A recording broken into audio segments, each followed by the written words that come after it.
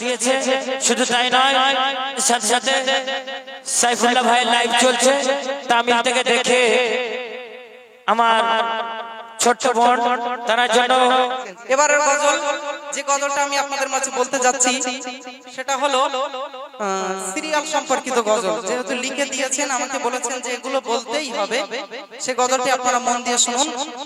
বর্তমান সমাজকে নিয়ে প্রত্যেকটি ছন্দে শিক্ষা লুকিয়ে আছে, আপনারা জ্ঞানী মানুষ বললেই বুঝতে পারবেন। শুনুন।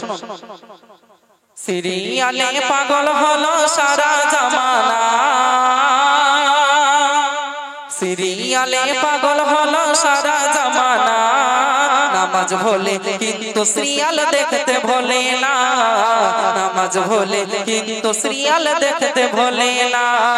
আমার নতুন ভাবি ভাইকে ছাড়তে রাজি, আমার নতুন ভাবি ভাইকে ছাড়তে রাজি, তবুও ভাবি মোবাইল দেখা ছাড়তে পারে না। মোবাইল ছাড়া এই জামানায় বউ তো টেকে না, সিরিয়াল ছাড়া এই জামানায় বউ তো টেকে না। ভাই আমার হাফেজার মাওলানা হয়েছে, ভাই আমার বয়স করে বিয়ে করেছে, নতুন ভাবি বলে ওগো মোবাইল আমার চাই, নইলে হুজুর তোমার সংসার করতে রাজি না। ভেবে আর পাই না রে ভাই কি হবে উপায়, আর কি বিয়ে হবে যদি এটা চলে যায়। সিরিয়ালে পাগল হলো সারা জামানা, নামাজ ভোলে কিন্তু সিরিয়াল দেখতে ভোলে না। ভাই বিয়ে হয়ে গেল, ভাইয়ের সারাদিন তো বাইরে কষ্ট করে টাকা রোজগার করার জন্য, কেন স্ত্রীকে ভালো রাখতে হবে, আব্বা মাকে ভালো রাখতে হবে, ভাই বোনকে ভালো রাখতে হবে, সে বেচারি সেই কাজে ব্যস্ত। এদিকে বউ বাড়িতে আসলে বলছে দেখো তুমি বাড়ির বাইরে চলে যাও, সারাদিন আমি বাড়িতে থেকে কেমন বোরিং হয়ে যাচ্ছি, আমার ভালো লাগছে না। পাশের বাড়ি গিয়ে দেখো তারা তাদের বউকে কত ভালোবাসে, তুমি আমায় একটুও ভালোবাসো না। তারা তাদেরকে মোবাইল কিনে দিয়েছে, জিও নেট মেরে দিয়েছে, সারাদিন তারা কত কিছু দেখে, আমাকেও একটা মোবাইল কিনে দিতে হবে। যদি দিতে পারো ভালো, আর তোমার মুরাদে যদি একটা মোবাইল না হয়, থাকলো তোমার সংসার, আমি আমার বাপের বাড়ি চলে গেলাম। এখন ভাই কি করবে? ভাই বাধ্য হয়ে ফোনটা কিনে দিচ্ছে। কিভাবে মানে সংসারে আগুন ধরছে, কিভাবে গুনার কাজে লিপ্ত হচ্ছে। কবি লিখছেন, ভাই আমার ফরজি একটি মোবাইল কিনিল, আর 300 টাকার নেট প্যাক সেই ফোনে মারিল, বড় ফোনে চুপি চুপি ভাবি জি আমার দেখছে, ভাবি সীমা রেখা কে আপন কে পর, আপন তুমি চিনলে না গো ভাবি জি আমার, স্বামীর সেবাই হতে পারো জান্নাতের হকদার। সিরিয়ালে পাগল হলো সারা জামানা, নামাজ ভোলে কিন্তু সিরিয়াল দেখতে ভোলে না। সারাদিন সময় পেলেই মোবাইল নিয়ে বসে পড়ছে, মোবাইল দেখে দেখে মন মানসিকতা এমন হয়েছে সেই নায়ক নায়িকাদেরকে ভালোবাসে, নায়ক নায়িকাদের প্রতি তার টান, স্বামীর প্রতি আর যেন কোনো মন নেই, স্বামীকে যেন আর পছন্দ হয় না। সারাদিন কাজ করে স্বামী যখন বাড়িতে ফেরে, যদি বলে আমাকে এক গ্লাস পানি দাও, রাস করে বলে দেয় পারো নিজে ঢেলে খাও। যদি বলে আমাকে একটু ভাত দাও, কষ্ট করে এসেছি। অনেক স্ত্রীরা বলে আমি একটা ভালো সিনেমা দেখছি, ভালো মোবাইলে সিরিয়াল দেখছি, এখন আমাকে ডিস্টার্ব করো না, এই ফোন দেখছি ডিস্টার্ব করো না, তুমি পারো ঢেলে খাও, নিজে পারো বেড়ে খাও। কত রকম ভাবে, কেন কেন স্বামীর সাথে অসৎ ব্যবহার করব? স্বামী আসলে তার সাথে সৎ ব্যবহার করুন, তবেই তো আল্লাহ রাসূল আপনার প্রতি রাজি খুশি সন্তুষ্ট হয়ে যাবে। শুধু তাই নয়, নিজেরা সিরিয়াল দেখছে, ছোট ছোট বাচ্চা ভাই বোনদেরকেও দেখাচ্ছে। কবি লিখছেন, ভাবির মেয়ের নাম রেখেছে খাতুনে পম্পা, আর কাদিস নামা শুরু হয়েছে সাত ভাই চম্পা। এই মেয়েটা বড় হয়ে কি করে ভালো হয়, যদি তার ছোট থেকে সিরিয়াল দেখায়, সে তো পাগল হবে সিরিয়ালের প্রেমে। আর হুজুর কটা ধরা পড়েছে এদেরকে এনে, সিরিয়ালে পাগল হলো সারা জামানা, নামাজ ভোলে কিন্তু সিরিয়াল দেখতে ভোলে না।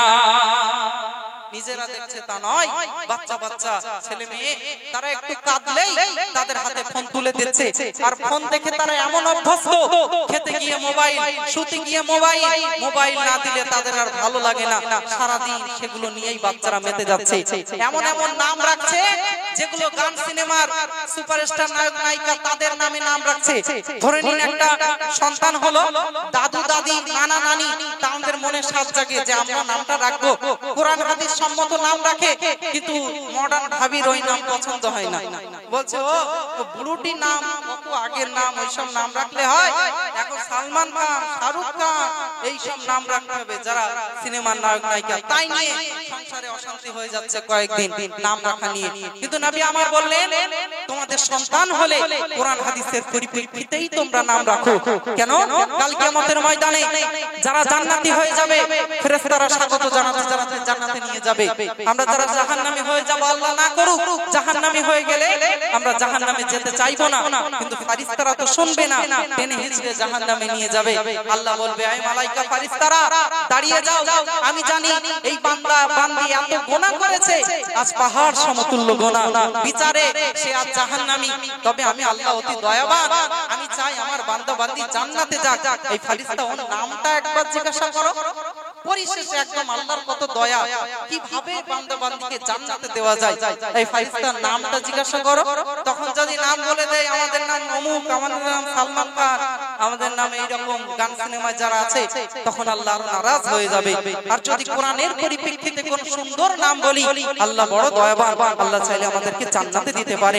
এগুলো আপনাদের খেয়াল রাখা উচিত।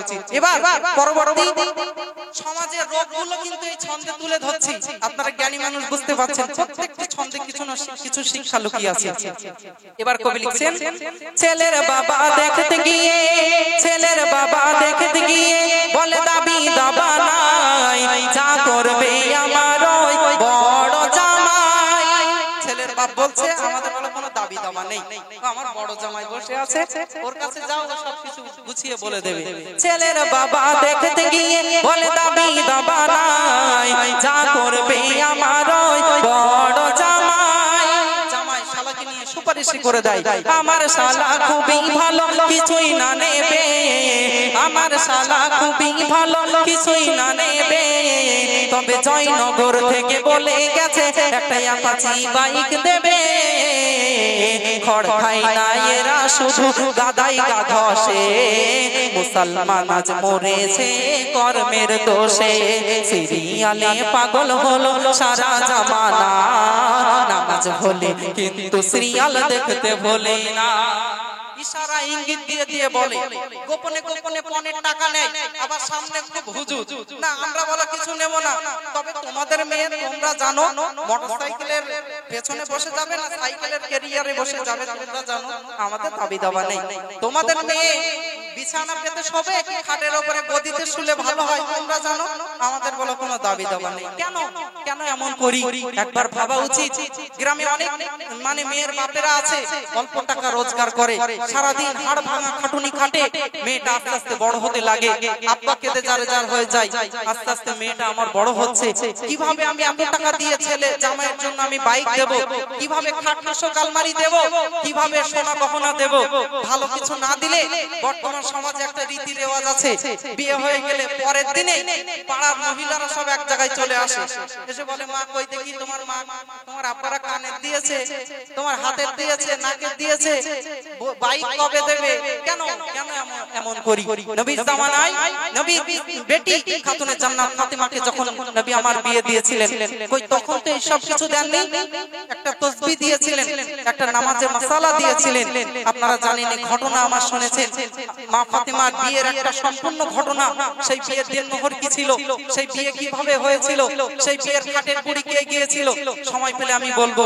তো সেই সময় এই রীতি রেওয়াজ ছিল না, বর্তমান সমাজে কেন পণ প্রথায় আমরা লিপ্ত হলাম, এগুলো থেকে আমাদেরকে দূরে সরে আসতে হবে।